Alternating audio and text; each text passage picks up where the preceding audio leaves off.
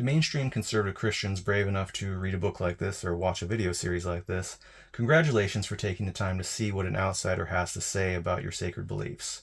Not everyone is going to do that, and I can't say that it's going to be an easy journey. I know that there are many Christians who would reject outright everything I have to say virtually the instant they process the mere topic of this book or video series, much less any of its actual contents, and who might print it out only to have the visceral satisfaction of throwing it in the garbage or setting it on fire. But not every Christian is like that. While I can't promise you won't be offended by at least something in this book, possibly many somethings, I can guarantee that I almost certainly have a really good constructive reason to say most everything that I do. If that is not immediately evident, asking me what I mean might be more worth your while than getting outraged. Naturally, I don't expect anyone to take my word for it, but I will offer the suggestion for a more pleasant and fruitful path for everyone's time.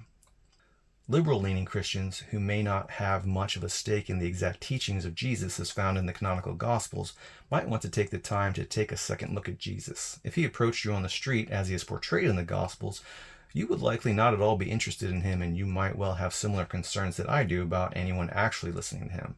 And that the incidental success and the prevalence of Christian culture is likely what is carrying the majority of your feelings, leading you to seek hidden meanings, deeper meanings, alternative meanings, or just much any personal meaning at all in the text.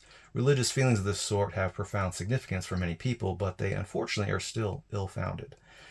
Like fundamentalism and religious literalism, they too are an artifact of human culture, untrustworthy, arbitrary, and worth second-guessing.